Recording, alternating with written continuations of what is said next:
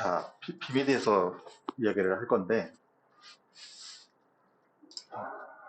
어디 보자. 자, 첫 번째로 건축 설계에 대해서 일단은 먼저를 얘기를 해야 될 것 같아서, 사실은 건축 설계를 하기 위해서 다양한 것들이 필요한데, 일단은 설계라고 생각하면 디자인이라는 거를 보통 얘기를 많이 하거든? 그러면은, 디자인을 하기 위해서는, 어, 손으로 보통 많이 하니까, 손으로, 그 다음에 도구도 필요하고, 그 두 가지가 가장 필요로 하는데, 손으로 얘기할 때, 사실 의사소통에서 사실은 시작이거든. 근데 손으로 의사소통하는 거가 우리가 보통 할 때는 이제 수화도 하나의 의사소통 하는 거지. 뭐 또 다르게 얘기하면 바디랭귀지도 있을 거고, 요 표현은 이제 사랑해라는 수화 표현이기도 하지만, 뭐, 또 다른 글자들도 다 수화로 표현할 수 있겠지. 그러니까 디자인보다 먼저 이제 손으로 의사소통을 하고 있었던 것들이 사실은 좀 있고, 조금 더 이제 발전하고 나면은 이제 사람이 손에서 그 도구를 가지고 이제 이용을 하게 되는데, 보통 옛날에 이제 고전적으로 디자인할 때 쓰여지는 뭐 삼각형도 있고 연필도 있고 마카, 색연필 뭐 등등등 도구들이 있겠지. 이거를 이제 사람 손으로 집어서 손으로만 표현하는 게 아니라 도구로 일단 표현을 하게 되는 거고, 그 도구들을 이용해서 보통은 이제 스케치를 통해서 어, 의사소통을 하게 되는데, 이거는 이제 건축가들이 보통 그 계획 단계 때 많이 하는 스케치들이가 있고, 스케치만 하는 게 아니라 이제 하다 보면은 좀 정제화되어 있는 깔끔한 형태로 나오기도 하지만, 그 전에 좀 전에 봤던 이미지 같은 경우는 그 컨셉 단계에서 표현하는 스케치도 있고, 요거는 이제 보통 정리된 거 같은 경우는 건축주나 이제 클라이언트한테 보여줄 때는 조금 깔끔하게 더 보여주기도 하지. 또는 그거를 이제 약간 터치를 해서 색감 있는 데까지 또 표현을 하고, 또 다르게는 이제 스케치 다음에 이제 모형을 만들어서 보여주기도 많이 하는데, 요거 같은 경우는 컨셉 단계에서 보통 만들어서 보여주는 모델들이지. 조금 더 가면 조금 더 이제 다른 모형들도 표현하기도 하고,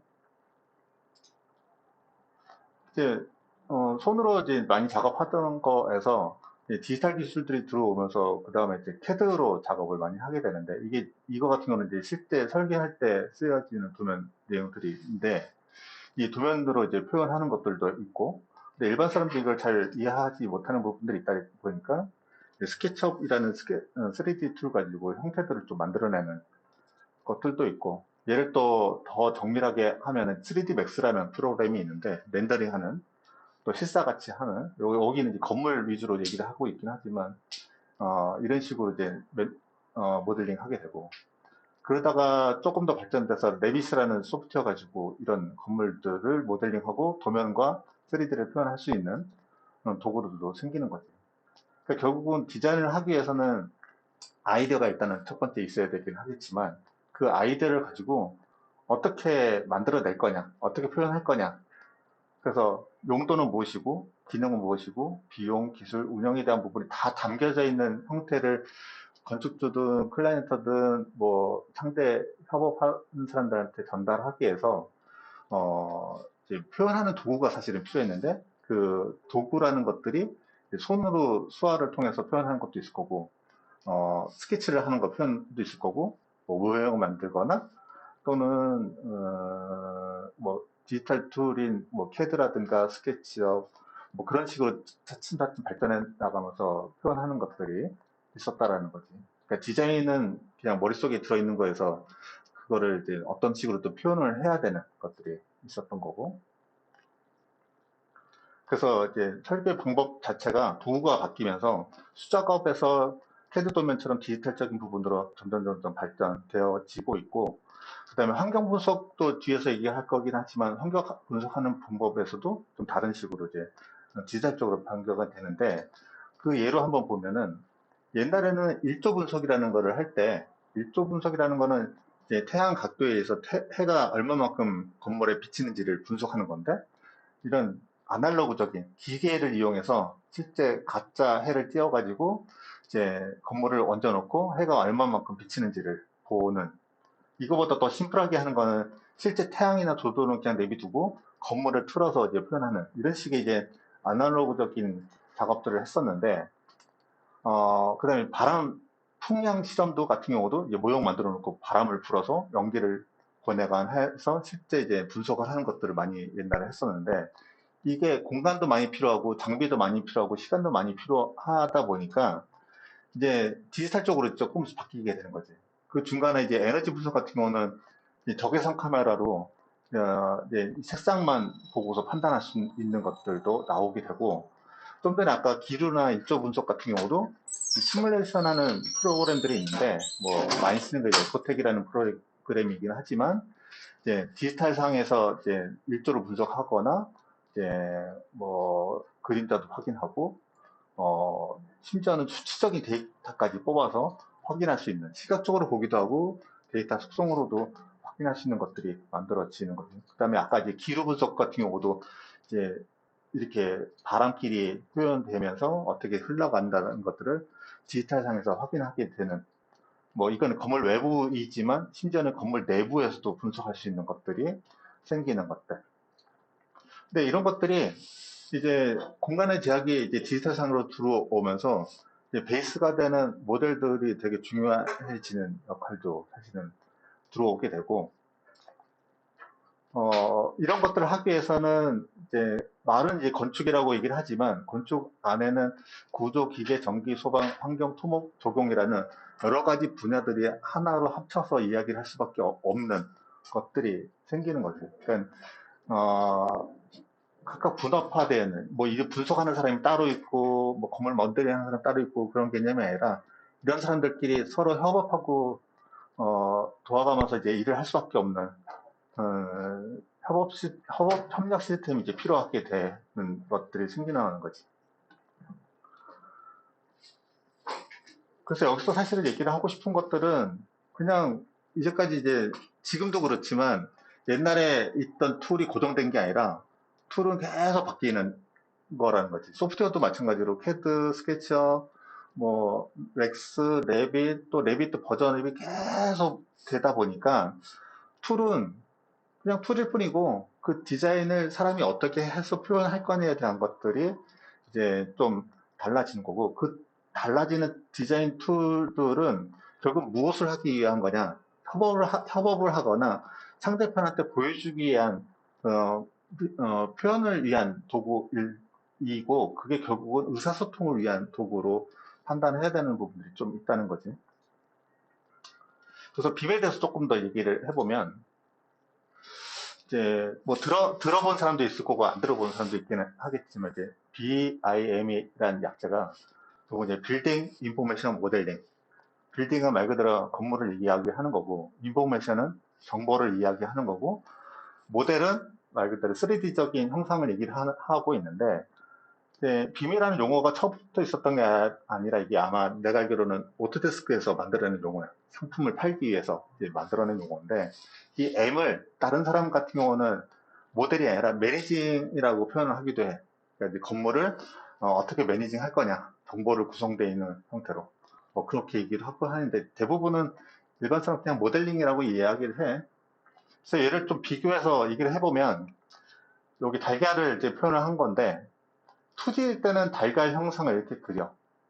그러면은 뭐 이 달걀 형태가 사실은 정확한 타원도 아니고 조금 모양이 이렇게 찌그러져 있는 형태 같은 거로 달걀 모양이라고 보통 얘기를 하는데, 2D를 이렇게 그려도 달걀이라고 우리 보통은 알잖아. 얘를 조금 더 입체적으로 표현하면은 3D적으로 입체 표현을 좀 하겠지. 여기까지는 형상적으로 보통 얘기를 하는 건데, 빔으로 들어오면 안에 내용물에 대한 부분을, 여기는 그림상으로 표현했지만 데이터적으로 추가로 표현되면 얘는 빔이라고 얘기를 하고, 표현하고 비교를 이제 얘기를 하고 있는 거지. 근데 이제 빔에서 가장 중요한 요소는 뭐냐면은 어떤 정보를 생성하고 그거에 대한 의사소통을 하고 분석하는 과정에 대한 모델링 기술이라고 또 얘기를 하기도 해. 그래서 이 그림 같은 것도 이제 빔을 얘기할 때 항상 많이 하는 그림이긴 한데, 빔은 결국은 건축물 생애 주기를 관리하고 운영하고 계속 따라다니는 형태로 얘기를 하는데, 이제 우리가 보통 가상의 공간에다가 모델링을 하잖아? 그 빔을 모델링하면 그게 하나가 끝이 아니라 건축물의 생애 주기랑 똑같이 흘러간다고 생각을 하는 거야.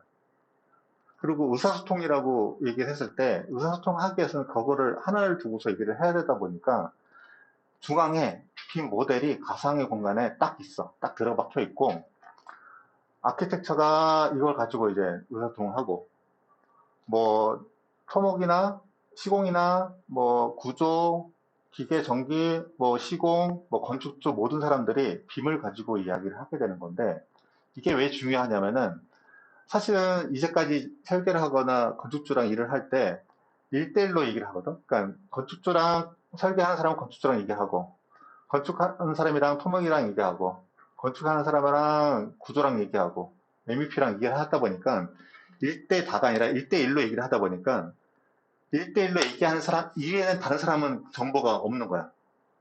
정보가 없어. 근데 이게 빔을 통해서 얘기를 하면 빔에는 항상 전제 조건이 뭐가 있냐면은 최신 데이터가 한 군데 항상 있어야 된다는 전제가 있어. 예를 들어서 건축하는 사람이 뭔가를 바꿨어. 그럼 바뀐 내용을 다른 파트에 있는 사람들도 똑같이 보는 거야. 유일한 거지. 그래서 뭐 요즘에는 버전 관리라고 얘기를 하기도 했는데 버전이 사실은 없어. 항상 최신 데이터를 같이 보아야 된다는 거야. 그게 왜 중요하냐면은 나중에 현장에 가면 그런 게 있어. 이제 설계사무소에서 도면을 고쳤어. 건축주랑 얘기해서 야 여기다가 창이 없었는데 창을 뚫자 라고 뚫어서 둘이 얘기해서 예 도면을 바꿨어. 근데 그 내용이 시공하는 사람한테 전달이 안 돼 있어. 그러면 안 되잖아. 근데 그거를 둘이만 얘기해서 도면을 가지고 있는 게 아니라 여기다가 기록해가면서 얘기를 해버리면 이미 여기에 창이 뚫려 있기 때문에 이 사람이 창을 공사할 때 보게 되면 거기에 여기 창이 뚫려 있구나라는 식의 최신 데이터가 들어오게 된다는 거지. 결국은 얘는 내가 보는 입장도 그렇고 사실 이 그래프에서 나오는 것도 결국은 빔은 의사소통의 도구야. 근데 그 의사소통은 항상 최신 데이터가 빔에 들어 있어야 된다는 거지.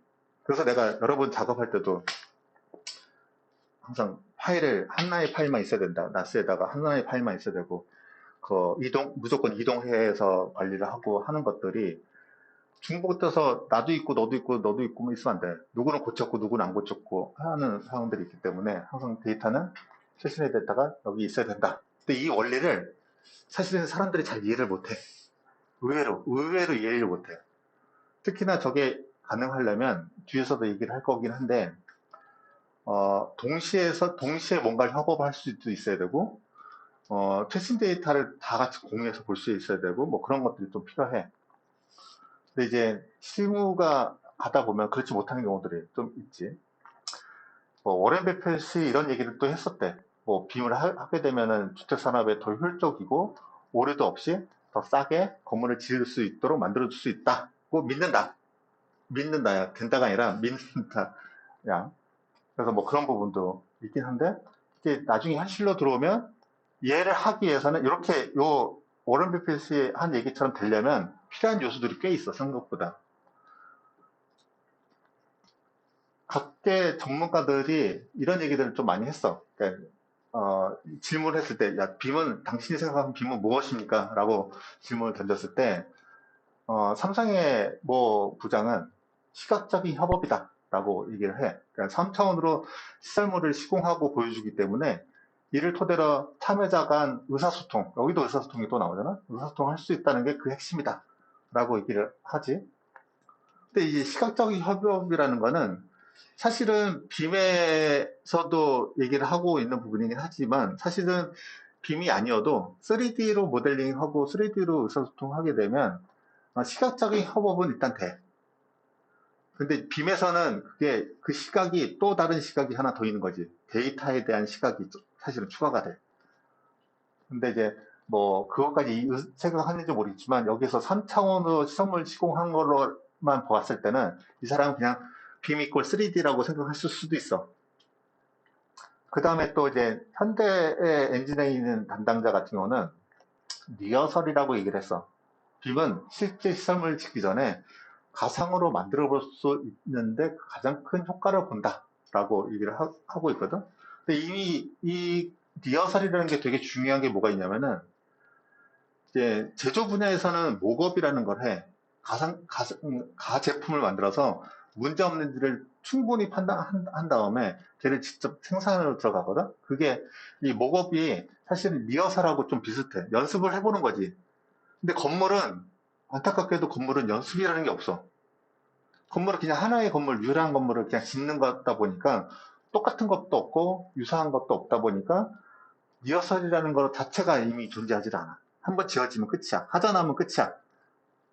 근데 이제 빔이라는 게 들어오면서 가상의 공간에다가 건물하고 똑같은 상황을 해볼 수 있다는 거, 연습을 해볼 수 있다는 게 가장 큰 장점이라는 거지, 사실은. 근데 여기서 또 함정이 있는 게 뭐냐면은, 그러면 저 리허설을 누가 해야 될 거냐, 야, 시공 단계 때. 시공 단계 때 누가 해야 되느냐인데, 대부분 저게 원래 시공하는 사람이 해야 되거든? 그래야 내가 시공할 때 연습을 해보는 거잖아. 여기다가 기초를 박아야 되는지, 저기다가 기둥을 세워야 되는지, 여기다가 문을 뚫어야 되는지, 시공하는 사람이 해야 되는데, 안타깝게도 시공하는 사람이 빔을 안 하고, 빔 전문 업체다 맡겨서 그냥 해보고 말아. 현실이 좀 그래. 그게 좀 아쉬운 부분 중에 하나지. 그 다음에 이제 또 다른 한미에 계신 분들은 속성 정보다라는 표현을 했어. 그래서 빔의 객체가 속성값을 갖고 있어서 자동 견적, 공정 관리, 구조 계산 등이 가능하기 때문이다라고 얘기를 했어. 그러니까 얘는 빔의 또 다른 이면 같은 건데 직접적으로 눈으로 보이진 않지만 빔에서 가지고 있는 정보를 이용해서 추가 작업을 할 수 있는 것들을 얘기를 하는 거야, 사실은. 그래서 내가 보는 입장도 사실은 비슷해. 이 속성 정보로 무궁무진한 것들을 할 수가 있어. 근데 얘를 하기 위해서는 여기서 말하는 자동 경정, 공정관리, 구조 계산을 하기 위해서는 견적을 알아야 자동 견적을 할 수 있고, 공정을 알아야 공정관리를 할 수 있고, 구조를 알아야 구조 계산을 할 수가 있어. 그래서 여러분들한테 이제 전문적인 것들 조금 더 공부를 하라고 하는 것들도 사실 그래서 그래. 견적을 알아야 빈문 데이터를 이용해서 견적을 할 수 있는 방법들을 찾아낼 수가 있어. 그 다음에 또 하는 사람은 이제 비빔밥이라고 얘기했는데, 얘는 이제 그 협업에 대한 부분을 얘기를 하는 거야, 사실은. 그러니까 이제 하나의 비빔밥이 여러 가지 나물들이 있지만 그것들이 하나에 합쳐서 하나의 맛있는 음식이 되듯이 빔에는 그 앞에서 얘기했던 이제 요게 하나의 비빔밥이 왔을 때 각 분야의 사람들이 다 합쳐서 하나의 건물을 만들어내고 하나의 건물을 가지고 협업을 할 수 있다 보니까 빔은 결국은 비빔밥 형태의 협업을 할 수 있는 어, 거다라고 얘기를 보고 있는 거지. 근데 그 협업이 잘 돼야지만이 훌륭한 건물을 만들어낼 수 있다라고 표현을 또 할 수가 있어. 그러니까 우리도 지금 일하고 있는 것들을 보면은 그냥 모델링만 잘하는 게 아니라 분류도 잘해야 되고 모델도 잘해야 되고 그걸 가지고 검토도 잘해야 되고 시스템 등록도 할 수가 있는 거야. 근데 이게 다 연관돼서 움직여야 가장 좋은 결과물을 얻어낼 수 있는 거랑 똑같지. 그래서 각각 서로 이제 문제가 있으면 문제가 있는 거에 대해서 계속 얘기를 해야 돼.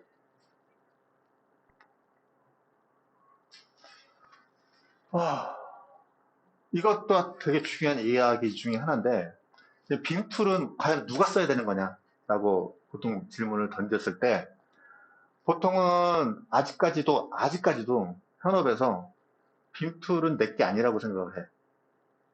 그냥 용역시키면 만들어서 가져올 거라고 생각을 해. 근데 그게 아니라 이제 뭐 모델링은 대신 만들어줄 수는 있어. 근데 그거를 사용하는 사람은 결국은 건축하는 사람이 빔툴 가지고 얘기를 해야지. 빔 모델 가지고 얘기를 해야 되겠지. 엔지니어도 마찬가지고 건축주도 내가 계속 건축주한테 캐드 도면을 줄 수 없잖아. 그러면은 레비 파일이든 빔 파일을 주면 그거 보고서 건축주가 보고 확인하고 시설 관리자도 확인하고. 그러니까 결국은 건축에 관련된 모든 종사자들이 빔툴로 만들어진 데이터를 가지고 서로 이야기를 해야 되는 거. 얘를 좀 다르게 표현하면 프로젝트 할 때 그런 얘기를 많이 하거든. 이제 예를 들어서 내비 가지고 프로젝트를 진행한다. 그러면 모든 사람들이 내비를 써야 의사소통이 가능한데 현업에 나중에 이제 가서 보면은 옛날 사람들은 다 캐드 가지고 얘기를 해. 근데 새로 한 빔 프로젝트 같은 거는 레빗 가지고 또 얘기를 해. 근데 기존 사람들이 레빗을 볼 줄 모르니까 레, 아, 레빗을 캐드로 익스포트 해가지고 캐드로 줘. 그러면 언어가 두 가지가 생기는 거거든. 그 프로젝트를 하나 할 때 하나의 언어로 하나의 프로젝트 파일로 써야 가장 효율적인데 그거를 두 가지 이상의 언어를 쓰는 순간 중간에 통역도 필요하고 변환 과정도 필요하고 시간도 더 중복적으로 필요한 형상이 필요한데 안타깝게도 지금 현재 그러고 있어 많이들. 근데 이게 그렇게 하나의 언어로 하나의 프로젝트로 툴로 쓰는 순간 가장 효율적으로 갈 거야. 그래서 하려면 한 사람 한 사람이 아니라 관련된 모든 사람들이 결국은 빔툴을 같이 써야 된다라는 전제가 있지. 만약에 우리 지금 모델링 하고 있는데 누구는 아키캐드로 하고 누구는 레빗으로 하고 누구는 뭐 스케치업으로 하면은 통합이 안 될 거야 아마.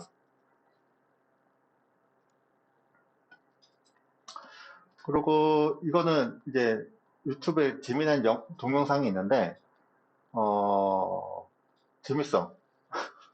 재밌어. 재밌어. 그거 잠깐 이제 일단 빔에 대해서 여기까지 잠깐 얘기하고